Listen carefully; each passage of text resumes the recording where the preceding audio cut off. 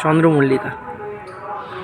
যারা ফুলের বাগান করে তাদের কাছে একটা খুবই ভালো লাগার ভালোবাসার জিনিস। প্রায় একটা বছর ধরে তৈরি করতে হয় গাছগুলো। তো সরস্বতী পুজো 2026 চলে যাওয়ার সাথে সাথে গাছগুলো আস্তে আস্তে দুর্বল হয়ে পড়বে, ফুলগুলো কেটে ফেলতে হবে এবং পরের বছরের জন্য সংরক্ষিত করে রাখতে হবে। অলরেডি গাছের যে সাকার আমরা বলি, সাকারগুলো বেরিয়ে গেছে, আপনারা দেখতে পাচ্ছেন।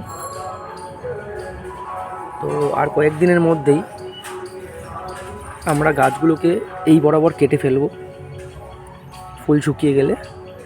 তারপর এই সাকারগুলো থাকবে। শীতকালটা চলে গেলেই, গরম পড়লেই আমরা এপ্রিল মাস নাগাদ বা মার্চ মাস থেকে এপ্রিল মাস নাগাদ, কেউ কেউ মেতেও করে, তখন আমরা এগুলোকে পিঞ্চিং করে নতুন বছরের বা পরের বছরের জন্য 2026-27 বর্ষের জন্য আমরা রেডি করব। তো কিভাবে কি করতে হয় এই বছর আমি প্রথম থেকে ভিডিও করব এবং